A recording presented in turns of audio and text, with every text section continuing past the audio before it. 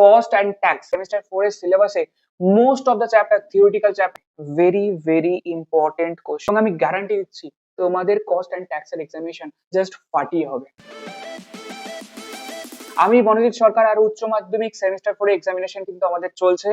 আর আজ আমাদের অ্যাকাউন্টস এর এক্সাম কমপ্লিট হলো, আর নেক্সট অ্যানাদার ইম্পর্টেন্ট সাবজেক্টের আমাদের এক্সাম কস্ট অ্যান্ড ট্যাক্স। তবে সবার আগে বলে দিই যে কস্ট সিএসটিএক্স এই যে সাবজেক্টটার আমাদের এক্সাম হতে চলেছে, তার মধ্যে কিন্তু সেমিস্টার 4 এর সিলেবাসে most of the chapter theoretical chapter, অর্থাৎ আমি বলতে পারি অঙ্কের তুলনায় থিওরিতে কিন্তু বেশি জোর দিতে হবে, কারণ থিওরি কিন্তু আমাদের বেশি মাত্রায় আসতে চলেছে। তো আজকের ক্লাসে আমরা ট্যাক্স এর 100% গ্যারান্টেড থিওরি কোশ্চেন্স গুলো নিয়ে আলোচনা করব, তার কনসেপ্ট গুলোকে দেখবো এবং তার সাজেস্টিভ অ্যান্সার গুলো আমি আজকে পিডিএফ এর মধ্যে দিয়ে দিয়েছি। পুরো ক্লাসটা তোমরা দেখো, একটাও থিওরি কোশ্চেন তোমার আটকাবে না। পরীক্ষায় সমস্ত ট্যাক্স এর থিওরি কোশ্চেন্স গুলো আমি পিডিএফ এ দিলাম, তোমরা পিডিএফটা ডেসক্রিপশন বক্সে লিংক দেওয়া রয়েছে, সেখান থেকে ডাউনলোড করতে পারো এই পুরো ক্লাসটা কনসেপ্টটা দেখার পর। তাহলে চলো, ট্যাক্স এর মধ্যে প্রথম যে চ্যাপ্টার হাউস প্রপার্টি, সেখান থেকে আমাদের অঙ্ক আসবে, কিন্তু তার কিছু থিওরিটিক্যাল কোশ্চেনও আসবে। আবার আমাদের যেটা ট্যাক্স এর last chapter goods and service tax, এই চ্যাপ্টারটা কিন্তু আমাদের পুরোপুরি থিওরিটিক্যাল কনসেপ্ট বেসড চ্যাপ্টার, এবং সেখান থেকে হয়তো একটা সিম্পল জিএসটি ক্যালকুলেশন অঙ্ক দিতে পারে, না হলে কিন্তু সমস্ত কিছু থিওরি দেবে। আর যদি কস্টের কথা বলি, কস্টের মধ্যে যে দুটো চ্যাপ্টার রয়েছে তার মধ্যে প্রথম যে চ্যাপ্টারটা সেটা পুরোটাই থিওরিটিক্যাল চ্যাপ্টার, সেকেন্ড যে চ্যাপ্টারটা ওভারহেড ডিস্ট্রিবিউশনের যে চ্যাপ্টারটা রয়েছে সেটাও থিওরিটিক্যাল বেসড, বাট সেখান থেকে একটা 5 মার্কস এর কোশ্চেন আসবেই আসবে, কিন্তু ওই চ্যাপ্টার থেকেও কিন্তু থিওরি আসবে। তাহলে আমি বলতে পারি কস্ট অ্যান্ড ট্যাক্স মিলিয়ে আমাদের যে টোটাল 4টে চ্যাপ্টার, সেই 4টে চ্যাপ্টার থেকে কিন্তু থিওরি আসবেই আসবে। থিওরি 100% ইম্পর্টেন্ট হয়ে যাচ্ছে এখানেই। তাহলে চলো, আজকের ক্লাসের মধ্যে আমরা যেটা আলোচনা করব ট্যাক্সের 100% গ্যারান্টেড সমস্ত থিওরিটিক্যাল কোশ্চেন্স গুলোকে নিয়ে। চলো তাহলে ট্যাক্সের যদি আমি ডিসকাস করি, ট্যাক্সের আমাদের দুটো চ্যাপ্টার, একটা হচ্ছে ইনকাম ফ্রম হাউস প্রপার্টি অর্থাৎ গৃহ সম্পত্তি থেকে আয়, আর ট্যাক্সের মধ্যে এই চ্যাপ্টারটা সব থেকে ইম্পর্টেন্ট। কেন? কারণ এই একটা চ্যাপ্টার থেকে টোটাল 15 মার্কস আসবে, আর বাকি 5 মার্কস আসবে goods and service tax GST chapter থেকে। তাহলে চলো, প্রথম যে চ্যাপ্টারটা হাউস প্রপার্টি, সেখান থেকে প্রথম যে কোশ্চেনটা সেটা একবার দেখে নিই। ভাড়া দেওয়া গৃহ সম্পত্তি বা লেট আউটের ক্ষেত্রে কোন অবস্থায় মানক ছাড় বা স্ট্যান্ডার্ড ডিডাকশন অনুমোদিত হয় না তা উল্লেখ করো। অর্থাৎ বলতে চাইছে কখন লেট আউট প্রপার্টির জন্য স্ট্যান্ডার্ড ডিডাকশনের ছাড় পাওয়া যায় না। আয়কর আইনের ধারা 24A অনুযায়ী ভাড়া দেওয়া গৃহ সম্পত্তি থেকে 30% স্ট্যান্ডার্ড ডিডাকশন পাওয়া যায়, কিন্তু বেশ কিছু ক্ষেত্রেই ছাড় দেওয়া হয় না। যদি নিট বার্ষিক মূল্য অর্থাৎ ন্যাভ, নেট অ্যানুয়াল ভ্যালু যদি তোমার 0 হয়, তাহলে 30% তো 0ই হবে, তাহলে সেক্ষেত্রে কোনো স্ট্যান্ডার্ড ডিডাকশন কিন্তু পাওয়া যায় না। আবার মালিকানা না থাকলে, যদি নির্ধারিত ওই গৃহ সম্পত্তির আইনত বা অনুমিত মালিক না হন, তবে কিন্তু তিনি সেই ছাড় পাবেন না। অর্থাৎ আমার যে হাউস প্রপার্টি, আমি দেখা গেল কোনো একটা বাড়ি ভাড়া নিয়ে আবার অন্য কাউকে ভাড়া দিয়েছি, সাব লেট আউট, এই প্রশ্নটাও একটু পরে ডিসকাস করব। এই সিচুয়েশনের জন্য আমি কিন্তু ওই বাড়ির মালিক নয়, অন্য কেউ মালিক, তার থেকে ভাড়া নিয়ে আমি আবার অন্য কাউকে ভাড়া দিলাম, তাহলে সেই ক্ষেত্রে আমি যেহেতু মালিক নয়, তাহলে কিন্তু আমি স্ট্যান্ডার্ড ডিডাকশন ছাড় পাবো না। এরপরে হচ্ছে ব্যবসায়িক ব্যবহার। আমি আমার বাড়িটিকে যদি আমার নিজের ব্যবসা বা প্রফেশনের কাজে যদি ইউজ করে থাকি, তাহলে সেটা কিন্তু গৃহ সম্পত্তির আয়ের মধ্যে আসে না। আর গৃহ সম্পত্তির আয়ের মধ্যে যদি নাই আসে, তাহলে কিন্তু স্ট্যান্ডার্ড ডিডাকশন পাওয়া যায় না। চলো নেক্সট প্রশ্ন, ন্যায্য ভাড়া কি বা ফেয়ার রেন্ট কাকে বলে? ফেয়ার রেন্ট বা ন্যায্য ভাড়া বলতে বোঝায় কোনো নির্দিষ্ট এলাকায় অবস্থিত সমজাতীয় সুযোগ সুবিধা সম্পন্ন কোনো বাড়ির প্রচলিত বাজার ভাড়া। অর্থাৎ আমি বলতে পারি আমার যে বাড়িটা যে এলাকায় অবস্থিত, সেই রকমই বাড়ি, সেই রকমই অ্যাকোমোডেশনের কোনো একটা হাউস যদি আমি ভাড়া নিতে যাই, তাহলে নর্মালি বাজারে কত টাকায় ভাড়া পাওয়া যায়। যেমন তোমার এলাকায় দেখা গেল বাড়ি ভাড়া 2000 কি 3000 টাকায় নর্মালি পাওয়া যায়। তাহলে এই যে তুমি জানো যে আমার এলাকায় যদি কেউ বাড়ি ভাড়া নিতে চায়, নর্মালি 3 থেকে 4000 টাকার মধ্যে বাড়ি ভাড়া হয়ে থাকে, এই ধরনের যে বাজার মূল্য, সেটাকে বলা হয় ন্যায্য ভাড়া বা ফেয়ার রেন্ট। গৃহ সম্পত্তির উপভাড়া থেকে আয় অন্যান্য উৎস থেকে আয় খাতে করযোগ্য হয় কেন? অর্থাৎ বলা হচ্ছে, একটু আগে যেটা ডিসকাস করছিলাম, সাব লেট আউট, অর্থাৎ আমি অন্যের বাড়ি ভাড়া নিয়েছি এবং সেটা আবার অন্য কাউকে ভাড়া দিয়ে দিয়েছি এক্সট্রা টাকায়, এবং যে অতিরিক্ত টাকাটা আমি ইনকাম করছি সেটা কিন্তু হাউস প্রপার্টি ইনকাম হিসেবে দেখানো হবে না, সেটা আদার সোর্সেস এর ইনকাম হিসেবে দেখানো হবে। কেন? বলছে মালিকানার অভাব। আমি যে বাড়িটা ভাড়া নিয়েছি, আমি নিশ্চয়ই ওই বাড়ির মালিক নই, তাহলে হাউস প্রপার্টি ইনকাম হতে গেলে প্রথম যে কন্ডিশনটা স্যাটিসফাই করতে হয় সেটা হচ্ছে বাড়ির মালিক হতে হবে। তাহলে এক্ষেত্রে আমি বাড়ির মালিক নই, তাই কিন্তু আমার হাউস প্রপার্টি ইনকাম হবে না, আদার সোর্সেস এর মধ্যে ইনকামটা দেখাতে হবে। দ্বিতীয়, উপভাড়ার ক্ষেত্রে যখন একজন ভাড়াটিয়া নিজে কোনো বাড়ি ভাড়া নিয়ে পুরনো অন্য কাউকে ভাড়া দেন, সাবলেট আউট করেন, তখন তিনি ওই বাড়ির মালিক থাকেন না। যেহেতু তিনি মালিক নন, তাই আইটি গৃহ সম্পত্তি খাতের আওতার মধ্যে পড়ে না। Got it? এরপর, কখন ইজারাদারকে সম্পত্তির মালিক হিসেবে গণ্য করা হবে? অর্থাৎ আমরা দেখে থাকি লিজ নেওয়া হয় বাড়ি। তো আমি একটা বাড়ি কারোর কাছ থেকে লিজ নিয়েছি, এবং সেই লিজ নেওয়া অর্থাৎ আমি একজনকে ইজারাদার বা লিজি, রাইট? আমার যে লিজ নেওয়া সম্পত্তি, আমি অ্যাকচুয়ালি মালিক নই, কিন্তু তবুও কখন কখন আমাকে ওই বাড়ির মালিক বলে গণ্য করা হবে, ডিমড ওনার হিসেবে ট্রিট করা হবে। আয়কর আইনের ধারা 27 অর্থাৎ সেকশন 27 অনুযায়ী কিছু নির্দিষ্ট পরিস্থিতিতে একজন ইজারাদার বা লিজি সম্পত্তির মালিক না হওয়া সত্ত্বেও, অ্যাকচুয়ালি মালিক নয়, তবুও অনুমিত মালিক বা ডিমড ওনার হিসেবে গণ্য করা হয়, তবু তোমাকে মালিক বলে গণ্য করা হয়। যেমন, যদি ওই ইজারা অর্থাৎ ওই লিজটা যদি আমি 12 বছর তার বেশি সময়ের জন্য নিয়ে থাকি, দেখা গেলো তোমার বাড়িটা আমি 50 বছরের জন্য লিজ নিলাম, অর্থাৎ 12 বছরের বেশি হলো, এবং অর্থাৎ অর্থাৎ 12 বছরের বেশি হলো, সেই ক্ষেত্রে আমাকে কিন্তু ওই বাড়ির ডিমড ওনার বলে গণ্য করা হবে। আমি বাড়ির মালিক নই, তবুও বাড়ির মালিক বলে গণ্য করা হবে, এবং ট্যাক্স কিন্তু আমাকেই দিতে হবে। এরপরে টিকা লেখো, অনাদায়ী ভাড়া বা আনরিয়ালাইজ রেন্ট, প্রাপ্ত অনাদায়ী ভাড়া, রিকভারি অফ আনরিয়ালাইজ রেন্ট। অর্থাৎ আমি বাড়ি ভাড়া দিয়েছিলাম, কিন্তু ভাড়াটি আমায় 2 মাসের টাকা দেয়নি, কি করব? আবার 5 বছর পরে গিয়ে সেই ভাড়াটা দিয়ে গেল আমার বাড়িতে, তখন কি করব? তো বলছে অনাদায়ী ভাড়া। অনাদায়ী ভাড়া বলতে সেই পরিমাণ ভাড়াকে বোঝায় যা মালিক ভাড়াটিয়ার কাছ থেকে আদায় করতে পারেনি। এই যে ভাড়া অনাদায়ী থাকে, তা মোট বার্ষিক মূল্য বা গ্রস অ্যানুয়াল ভ্যালু গণনা করার সময় প্রাপ্ত ভাড়া থেকে বাদ দেওয়া হয়ে থাকে। প্রাপ্ত অনাদায়ী ভাড়া অর্থাৎ পরবর্তীকালে এই আনরিয়ালাইজ রেন্ট আমার রিকভার হয়েছে, তখন কি করব? বলছে সেকশন 25A অনুযায়ী যদি কোনো আগের বছরে অনাদায়ী হিসাবে বাদ দেওয়া ভাড়া পরবর্তীকালে আদায় হয়, তবে তা প্রাপ্ত অনাদায়ী ভাড়ায় বলা হবে। অর্থাৎ আগের কোনো রেন্ট আমি পাইনি, এখন পেলাম, সেটাই হচ্ছে আমার প্রাপ্ত অনাদায়ী ভাড়া বা রিকভারি অফ আনরিয়ালাইজ রেন্ট। করযোগ্যতা, যে বছরে ওই বকেয়া টাকা আদায় হয়েছে সেই বছরেই আয় হিসাবে গণ্য করা হবে। দেখা গেল 2015 সালে আমি একটা বাড়ি ভাড়া দিয়েছিলাম, সেই বছর 2 মাসের টাকা আমি পাই, 2026 সালে এসে সেই লোকটা আমার বাড়িতে টাকা দিয়ে গেল, তাহলে ওই টাকাটা, ওই ইনকামটা 2026 সালে ইনকাম হিসেবে দেখাতে হবে। এরপর, গৃহ সম্পত্তিতে আয় নির্ধারণে কাকে বাড়ির মালিক হিসেবে বিবেচনা করা হয়? অর্থাৎ হাউস প্রপার্টিতে কাকে অ্যাকচুয়ালি ওনার বলা হবে? হাউস প্রপার্টির ক্ষেত্রে দুজনকে ওনার বলা হয়, একজন হচ্ছে লিগাল ওনার আর একজন হচ্ছে ডিমড ওনার। লিগাল ওনার মানে কি, যে যার নামে অ্যাকচুয়ালি বাড়িটা রয়েছে, রেজিস্টার করা যার নামে, অর্থাৎ বাড়িটা অ্যাকচুয়ালি যার নামে রয়েছে সে হচ্ছে অ্যাকচুয়ালি লিগাল ওনার। আর একটা হচ্ছে ডিমড ওনার, মানে তুমি লিগালি ওনার নাও, কিন্তু কোনো কোনো ক্ষেত্রে তোমাকে মালিক বলে মনে করে নেওয়া হবে, ইনকাম ট্যাক্স মনে করবে তুমিই মালিক, এবং ট্যাক্স তোমার কাছ থেকেই নেবে। দেখো, স্বামী বা স্ত্রীকে হস্তান্তর, অর্থাৎ যদি হাজবেন্ড ওয়াইফকে কোনো বাড়ি গিফট করে, বা ওয়াইফ হাজবেন্ডকে কোনো বাড়ি ট্রান্সফার করে, নামে লিখে দিল, এইগুলো কেন করে লোকে? ট্যাক্স ফাঁকি দেওয়ার জন্য। আমার ইনকাম হয়তো অনেক বেশি হয়ে যাচ্ছে, আমার বাড়ির যে ইনকামটা রয়েছে সেটা যাতে ট্যাক্স না দিতে হয়, আমি আমার ওয়াইফকে ট্রান্সফার করে দিলাম, কাল থেকে বলবো ওটা তো আমার ট্যাক্স, ওটা আমার তো বাড়ি নয়, ওটা তো আমার ওয়াইফের বাড়ি। ইনকাম ট্যাক্স বলবে তুমি যতই তোমার নামের বাড়িটা 1 টাকাও না নিয়ে, অর্থাৎ বিনামূল্যে যদি তুমি তোমার ওয়াইফকে ট্রান্সফার করো, ইনকাম ট্যাক্স ধরে নেবে ওই বাড়িটা তোমারই।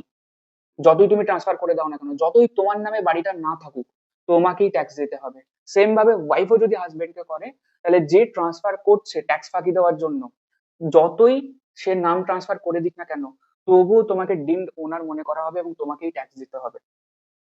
এরপর, অপ্রাপ্তবয়স্ক সন্তান, অর্থাৎ যদি নাবালক হয়ে থাকে, 18 বছরের নিচে হয়ে থাকে, এরকম কোনো সন্তানকে যদি হস্তান্তর করা হয়, এগুলো ট্যাক্স ফাঁকি দেওয়ার জন্য করা হয়। আমি আমার বাড়িটা আমার ছেলের নামে লিখে দিলাম, কালকে ইনকাম ট্যাক্স বলছে ট্যাক্স দাওনি কেন, বলবো ওটা তোমার ছেলের নামে বাড়ি, ইনকাম ট্যাক্স বলবে আমি সব শুনছি না, তোমাকেই ট্যাক্স দিতে হবে, কারণ তোমার ছেলে এখনো নাবালক, 18 বছর হয়নি।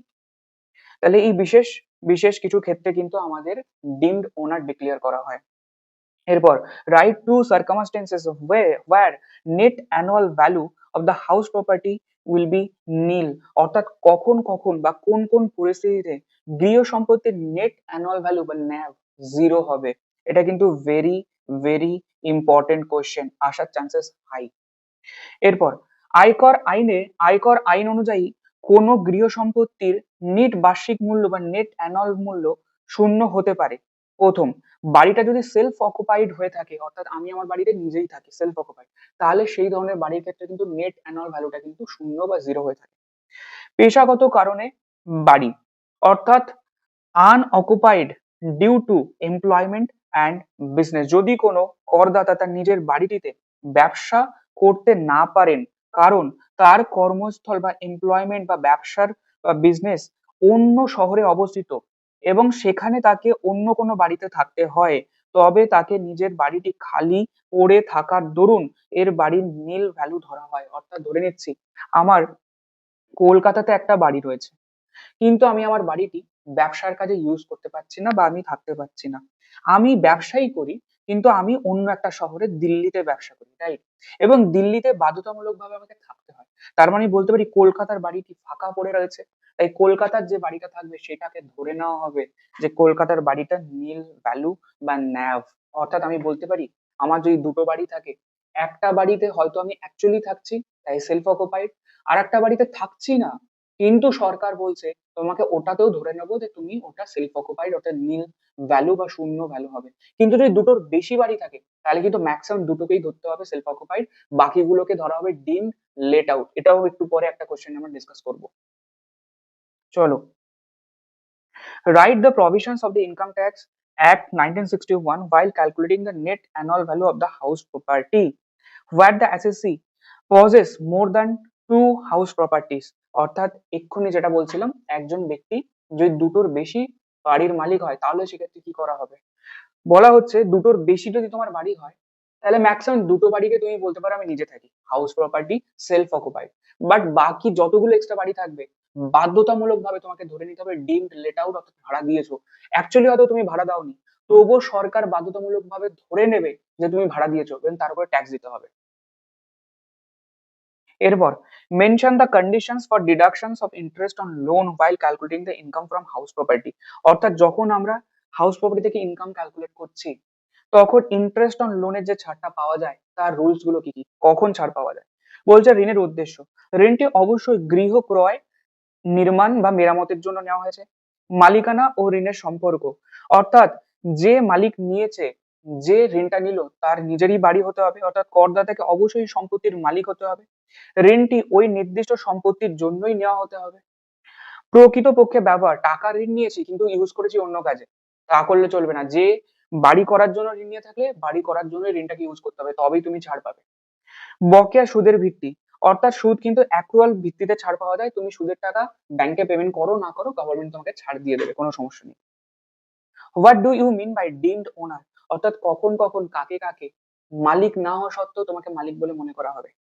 স্বামী বা স্ত্রীকে সম্পত্তি হস্তান্তর, স্বামী যদি স্ত্রীকে সম্পত্তি হস্তান্তর করে, স্ত্রী যদি স্বামীকে হস্তান্তর করে বিনামূল্যে, তাহলে সেক্ষেত্রে কিন্তু যে ট্রান্সফার করছে সে অ্যাকচুয়ালি কাগজে কলমে মালিক নয়, কারণ নাম ট্রান্সফার করে দিয়েছে, তবুও তাকে মালিক বলে মনে করা হবে, তাকেই ট্যাক্স দিতে হবে।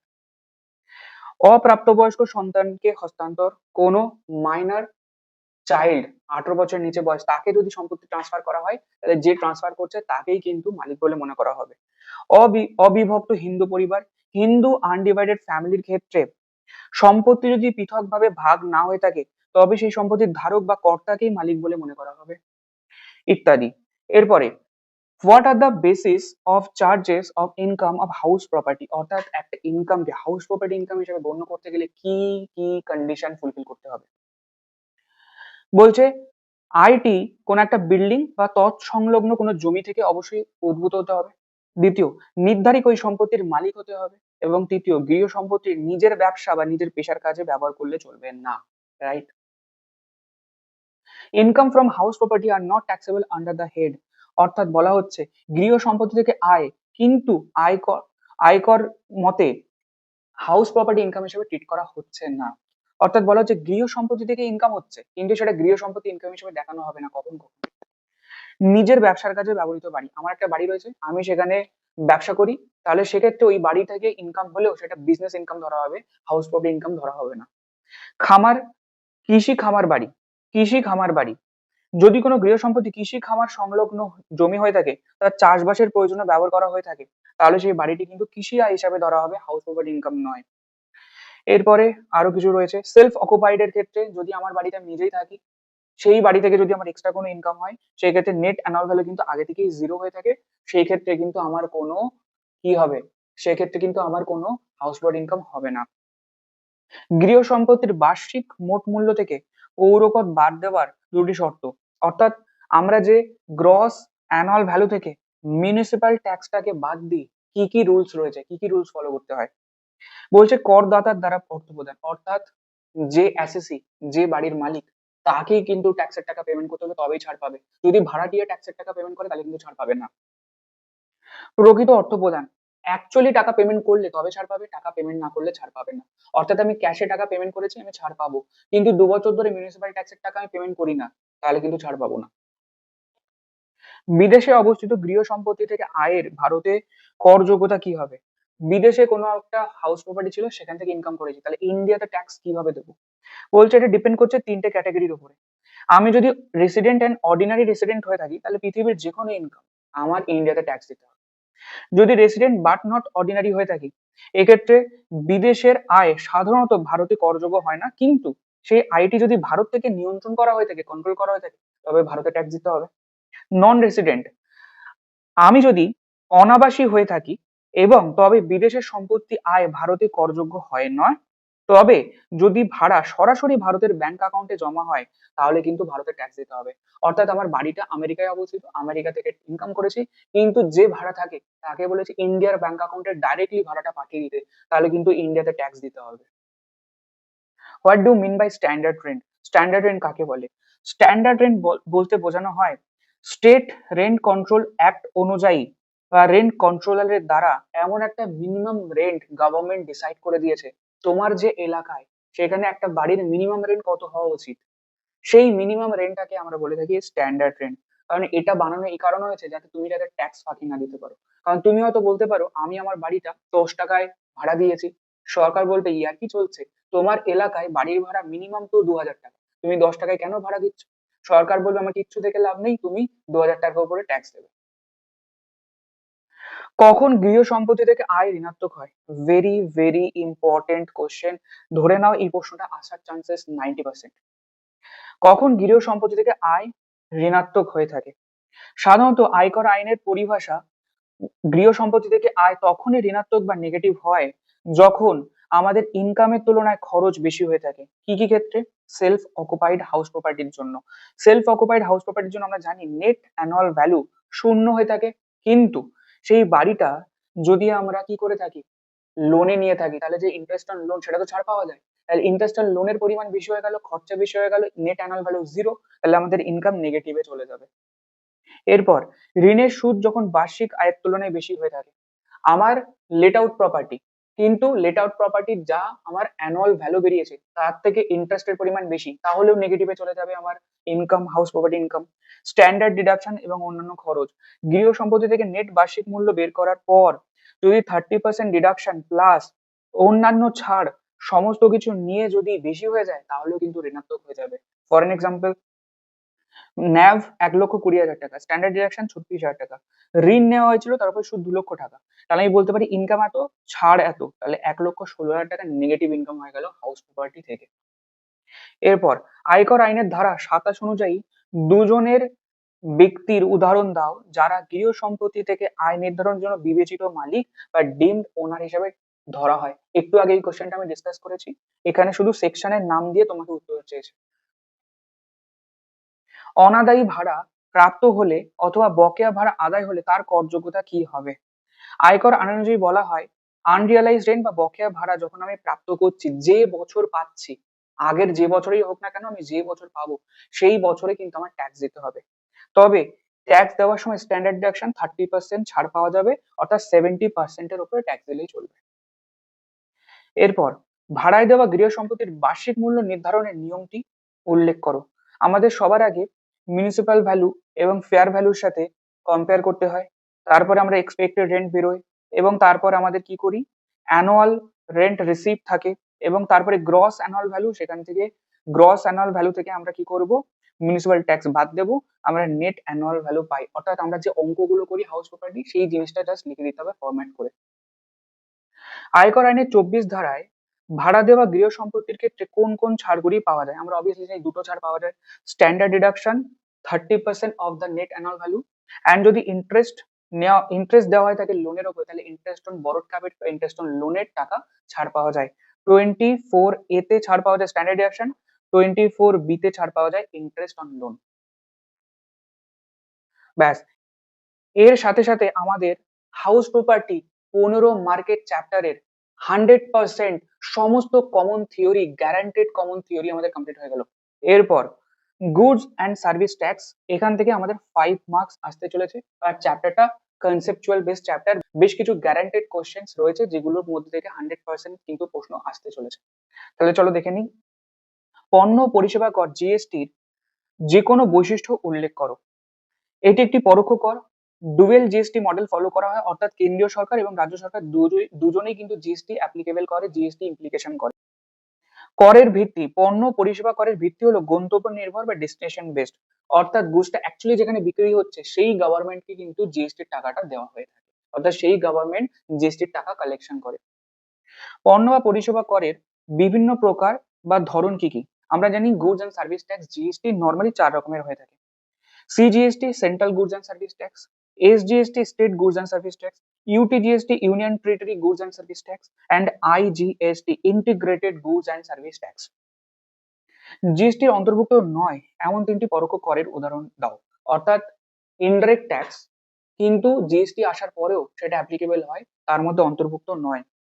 বেসিক কাস্টম ডিউটি, মদ বা অ্যালকোহলের ওপর আবগারি শুল্ক বা state excise duty on alcohol for human consumption, এবং পেট্রোলিয়াম পণ্যের ওপর কর, ভ্যাট, সেন্ট্রাল এক্সাইজ, এই সমস্ত এভিয়েশন, টারবাইন ফিউল, এসবের ওপরে যে সেন্ট্রাল এক্সাইজ ডিউটি, ভ্যাট গুলো ইমপ্লিকেশন হতো আগে জিএসটি আসার আগে, সেগুলো কিন্তু জিএসটি আসার পরেও কিন্তু অ্যাপ্লিকেবল হয়ে থাকে। অর্থাৎ আমরা বলতে পারি এই সমস্ত জিনিসের উপরে কিন্তু আমাদের জিএসটি অ্যাপ্লিকেবল হয় না, এই সমস্ত জিনিসের উপরে কিন্তু অন্যান্য যে ইনডাইরেক্ট ট্যাক্স গুলো রয়েছে সেগুলো কিন্তু অ্যাপ্লিকেশন হয় এখনো। জিএসটির 3টি অসুবিধা বিবৃতি করো, অর্থাৎ জিএসটি আসার পরে মানুষের কি অসুবিধা হয়েছে। ব্যবসা পরিচালন খরচ বৃদ্ধি পেয়েছে, অর্থাৎ জিএসটি ইমপ্লিকেশন প্রত্যেক মাসে রিটার্ন ফাইল করা, একজন আলাদা করে লোক রাখতে হবে, সমস্ত খরচা কিন্তু বৃদ্ধি পেয়েছে। প্রযুক্তি নির্ভর, অর্থাৎ জিএসটির সমস্ত কাজকর্ম কিন্তু অনলাইন বেসড হয়ে থাকে, এবং অনলাইন যে ওয়েবসাইটটা সেটা যদি কোনো কারণে টেকনিক্যাল প্রবলেম হয় তাহলে কিন্তু জিএসটি ফাইল করতে প্রবলেম হয়ে থাকে। পরিষেবার খরচ বৃদ্ধি, জিএসটি চালু হওয়ার অনেক আগে পরিষেবার উপর যে করটা লাগতো, অর্থাৎ সার্ভিসের উপর যে ট্যাক্স দিতাম সেটা কম ছিল, কিন্তু জিএসটি আসার পরে কিন্তু 18% হয়ে গেছে, অর্থাৎ কিন্তু ট্যাক্স বেড়ে গেছে সমস্ত সার্ভিসেস এর উপরে। জিএসটিআইএন, হোয়াট ইজ জিএসটিআইএন? জিএসটিআইএন কথার অর্থ হচ্ছে goods and service tax identification number, অর্থাৎ যারা জিএসটি তে রেজিস্ট্রেশন করায় প্রত্যেকটা ব্যবসায়ীকে আলাদা একটা নাম্বার দেওয়া হয়, যেমন করে আমাদের আধার নাম্বার হয়, ভোটার কার্ড নাম্বার হয়, তেমনি ব্যবসা করতে গেলে গুডস এন্ড সার্ভিস ট্যাক্স এর রেজিস্ট্রেশন করাতে হয়, এবং সেই জিএসটি আইডেন্টিফিকেশন নাম্বারটাকে বলা হয় জিএসটিআইএন। এরপর পণ্য পরিষেবা করের উদ্দেশ্যগুলো কি কি, অর্থাৎ কেন পণ্য পরিষেবা কর goods and service tax implication করা হয়েছিল। সমগ্র ভারতবর্ষে একই ধরনের কর প্রয়োগ করার জন্য, সমজাতীয় কর প্রয়োগ করার জন্য, অর্থাৎ সমস্ত বাজারে সমস্ত পণ্যের উপর যাতে সেম টাইপের ট্যাক্স ইমপ্লিকেশন হতে পারে। তুলনামূলকভাবে জটিল যুক্তরাষ্ট্রীয় কাঠামো বিভিন্ন ধরনের অপ্রত্যক্ষ করের জন্য পৃথক প্রচলিত আইনকে একটি আইনে অন্তর্ভুক্ত করা, অর্থাৎ জিএসটি আসার আগে আমাদের দেশে বিভিন্ন টাইপসের ট্যাক্স কিন্তু লাগতো, লোকের মাথায় খারাপ হয়ে যেত, এই ট্যাক্স সেই ট্যাক্স অন্যান্য ট্যাক্স সমস্ত কিছুকে হাটিয়ে একটাই ট্যাক্স আনা হয়েছে, গুডস এন্ড সার্ভিস ট্যাক্স। কেন্দ্রীয় রাজ্য সরকারগুলির ক্ষেত্রে পণ্য পরিষেবা করের 3টে সুবিধা। করের ভিত্তি, অর্থাৎ ডেস্টিনেশন বেসড ট্যাক্স হয়ে থাকে, যে রাজ্য পণ্য পরিষেবা সরবরাহ করা হয় সেই রাজ্যে পণ্য পরিষেবা কর আরোপ করা হয়। এর ফলে পণ্য পরিষেবা কর জিএসটি চালু হওয়ার পূর্বে বিভিন্ন পরোক্ষ করের জন্য যে মূল্যায়নের নিয়ম ছিল তার আর প্রয়োজন হয় না, অর্থাৎ আগে অনেক জটিল ট্যাক্স সিস্টেম ছিল, জিএসটি আসার পরে সিম্পলিফাই হয়ে গেছে, তাই যেখানে গুডস বিক্রি হচ্ছে সেখানে জাস্ট জিএসটি ইমপ্লিকেশন করো, ব্যাস দ্যাটস অল। কর ফাঁকি হ্রাস, আগের তুলনায় এখন জিএসটি আসার পরে কর ফাঁকির পরিমাণ কমে গেছে। অধিক লাভ, জিএসটি আসার পরে সমস্ত কিছু তথ্য নির্ভর হয়েছে, কর্মী নির্ভর নয়, তাহলে কর্মী আলাদা করে স্যালারি দেওয়ার খরচা কিন্তু কমে গেছে। Why is dual authority considered are important features of the GST, অর্থাৎ জিএসটি তে কেন ডুয়েল অথরিটি বা দ্বৈত কর্তৃপক্ষ ফলো করা হয়ে থাকে। কারণ কেন্দ্রীয় রাজ্যের ভারসাম্য জিএসটি তে ফলো করা হয় যে কেন্দ্রীয় সরকারও 50% ট্যাক্স পাবে, স্টেট গভর্নমেন্টও 50% ট্যাক্স পাবে। তাহলে কেউ আর কাউকে গালাগালি দিতে পারবে না যে বেশি ট্যাক্স নেয়, আমাকে ট্যাক্স দেয় না, আমাকে ইনকাম নেই। তাহলে এখন যদি 50-50 ট্যাক্স নেওয়া হয় তাহলে সেন্ট্রাল গভর্নমেন্টও যা পায় স্টেট গভর্নমেন্টও তাই পায়। কর ফাঁকি রোধ, জিএসটি আসার পরে কর ফাঁকি রোধ করা সম্ভব হচ্ছে, এই সমস্ত সুবিধাগুলি পাওয়া যায়। Mention 3 advantages of GST implication from the customer point of view. Very important question. বলছে পণ্যের দাম হ্রাস, জিএসটি আসার পরে পণ্যের দাম কিন্তু আগের তুলনায় অনেকটা কমেছে। স্বচ্ছতা, অর্থাৎ জিএসটি সিস্টেমটা অনেক কিন্তু ট্রান্সপারেন্ট, অর্থাৎ কিসের উপর ট্যাক্স লাগছে, কতটুকু ট্যাক্স লাগছে, কোন গভর্নমেন্ট ট্যাক্স নিচ্ছে, সমস্ত কিছু আগে থেকে কিন্তু মেনশন থাকে, তাই কোনো এর মধ্যে জটিলতা নেই। সারা দেশে অভিন্ন করের হার, সমস্ত দেশে এক রকমেরই ট্যাক্স লাগে, ওয়ান নেশন ওয়ান ট্যাক্স, তাহলে সুবিধা হয়, লোকের আর মাথা খারাপ হয় না যে কার উপরে কোন ট্যাক্স ইমপ্লিকেশন হবে।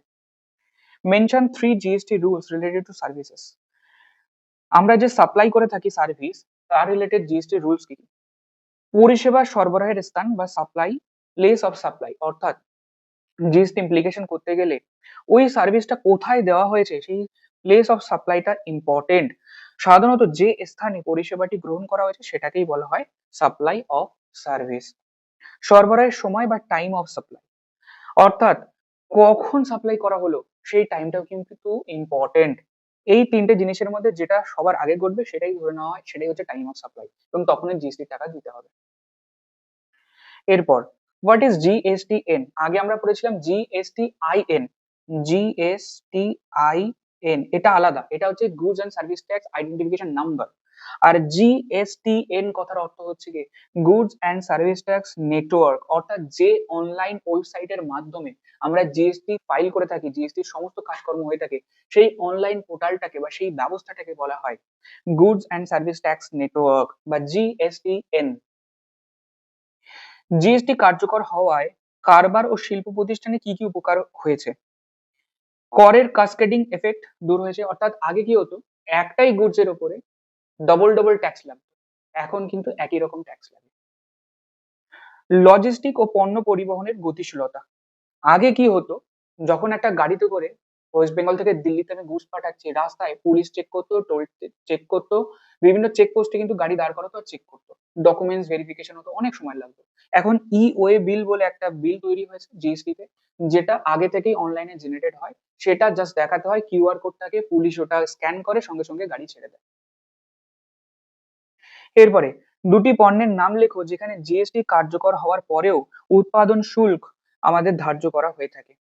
মানুষের পানীয় হিসেবে অ্যালকোহল, অর্থাৎ হিউম্যান কনজাম্পশনের জন্য যে অ্যালকোহল গুলো থাকে সেই অ্যালকোহলের পরে কিন্তু জিএসটি অ্যাপ্লিকেশন নয়, আগে যে উৎপাদন শুল্ক লাগতো সেটাই কিন্তু এখনো লাগে। তামাক জাতীয় দ্রব্য এবং কয়েকটি পেট্রোলিয়াম জাতীয় দ্রব্য, অর্থাৎ যে সমস্ত টোবাকো প্রোডাক্ট হয়ে থাকে সিগারেট ইত্যাদি সেইগুলোর উপরে, এবং যে পেট্রোলিয়াম পেট্রোল ডিজেল এগুলোর উপরে কিন্তু উৎপাদন শুল্ক জিএসটি আসার পরেও অ্যাপ্লিকেশন হয়ে থাকে। এটাও আমাদের ভেরি ইম্পর্টেন্ট প্রশ্ন। এর সাথে সাথে ট্যাক্সের দুটো চ্যাপ্টারে 20 মার্কসের 100% গ্যারান্টেড আমাদের থিওরি কিন্তু কমপ্লিট হয়ে গেল উইথ কনসেপ্ট। পিডিএফ এর লিংকটা আমি ডেসক্রিপশনে দিয়েছি, জাস্ট ডাউনলোড করে নাও, পুরোটা মুখস্থ করে ফেলো। নেক্সট ভিডিওতে আমরা কস্টের সমস্ত থিওরি গুলোকে নিয়ে আলোচনা করব, এবং এর সাথে সাথে তোমাদের কস্ট এবং ট্যাক্সের 100% 40 মার্কসের পুরো থিওরি কিন্তু উইথ কনসেপ্ট ক্লিয়ার হয়ে যাবে। আর তারপর নেক্সট আমরা দুদিন সময় পাচ্ছি, কালকে এবং পরশু, এই দুদিনের মধ্যেই 4টে চ্যাপ্টার, কস্টের দুটো এবং ট্যাক্সের দুটো, পুরো লাস্ট মিনিট ফুল রিভিশন আমরা করতে চলেছি উইথ সামস, অর্থাৎ হাতে কলমে অঙ্ক করব এবং প্র্যাকটিস করব, এবং আমি গ্যারান্টি দিচ্ছি তোমাদের কস্ট এন্ড ট্যাক্সের এক্সামিনেশন জাস্ট ফাটিয়ে হবে। আর এই থিওরি সাজেশন যাতে তোমার সমস্ত স্কুলের কমার্সের বন্ধুরা পায়, তাদেরকে এই ভিডিওর লিংক শেয়ার করো, যাতে তাদেরও কিন্তু কস্ট ট্যাক্সের এক্সামিনেশন ভালো হয়। তাহলে আমাদের আজকের ক্লাস এই পর্যন্তই, নেক্সট আমাদের কস্টের থিওরি সাজেশন ক্লাসে দেখা হচ্ছে। So thank you so much.